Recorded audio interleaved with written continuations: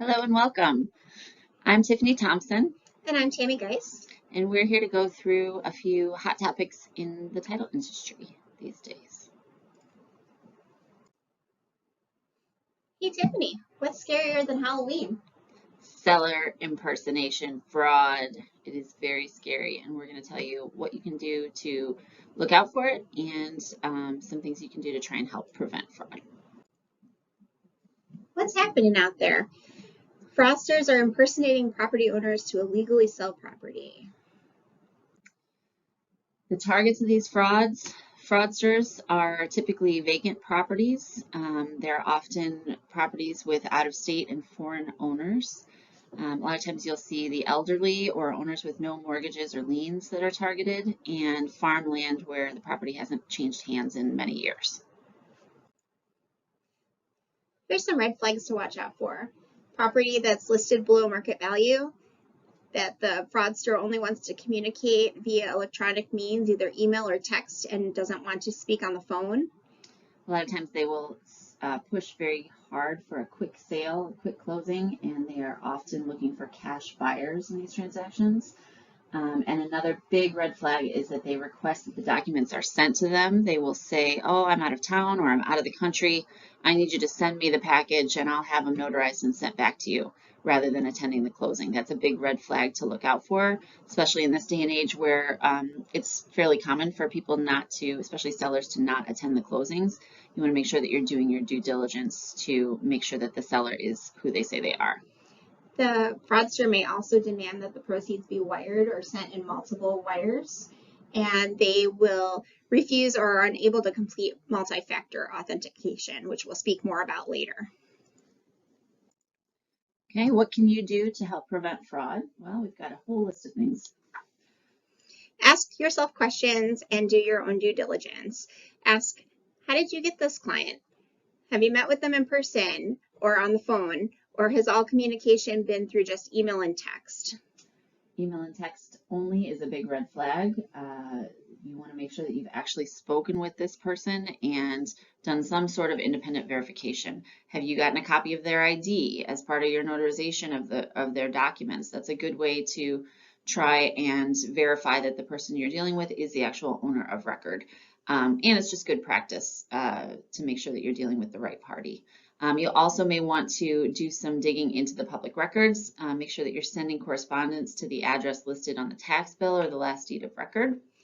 You might want to speak with your referral source, such as the real estate agent, to find out if they know them personally or have verified knowledge of the seller's identity.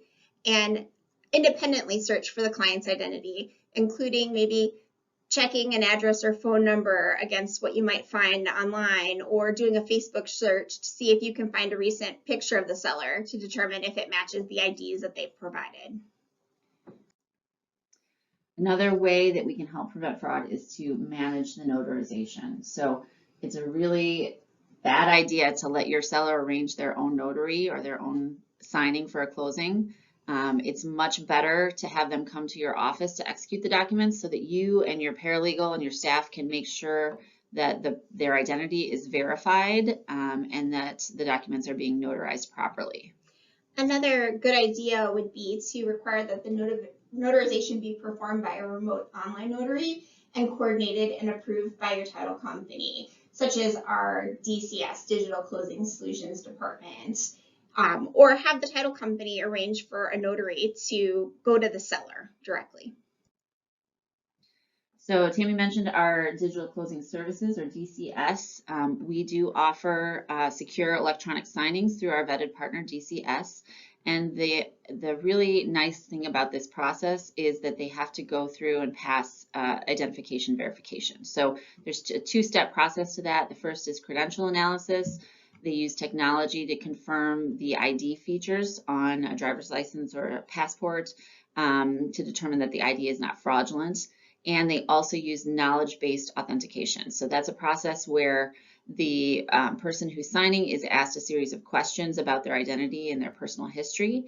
In order to pass, they have to answer at least 80% correctly, and there are time limits on how long they have to answer these things so that the fraudsters can't just Google the information.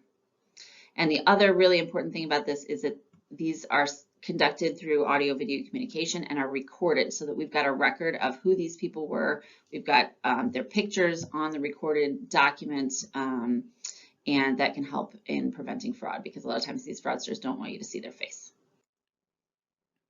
Other important requirements for DCS signings include that the signer must have the following items: a U.S. state issued identification, such as a driver's license or ID, U.S. passport or permanent resident card, that they have a desktop computer or laptop that has a video camera and a microphone with the Google Chrome browser. It's a good idea to make sure that they do have a laptop or something big enough to facilitate the closing, other than a phone. A phone is not the best way to do this. So we would suggest that you use a laptop or a tablet of some sort.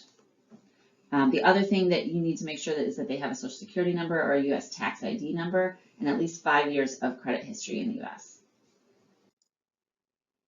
Other important considerations for using DCS is that all parties of the transaction need to agree to conduct the RON signing. You should request approval from all parties, including the lender, prior to scheduling with DCS.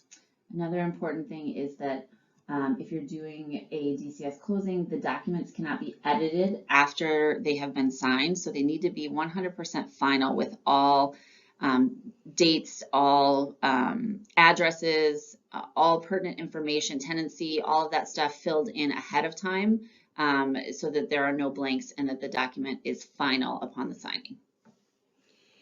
You should also make sure that you've discussed the transaction with your underwriter and that it meets the specifications of FNF's underwriting requirements.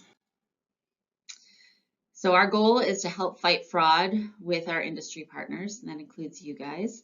So if you are aware of or you have any fishy feelings about fraud, alert your title insurance underwriter of any fraud attempts that you may have encountered.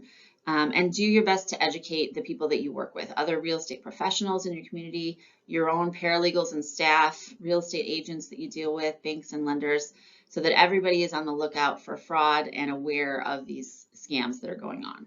Don't ignore any red flags. Do a little more digging until you feel comfortable with the seller's identity, and use a trusted title company for the exchange of closing documents and funds. All right, so that about sums it up for us here today. If you have any questions, feel free to contact your Fidelity sales representative or manager, or you can email us at ilwillcounty@fnf.com or ilsales@fnf.com. Thank you so much for your time and hope you have a great day. Thank you.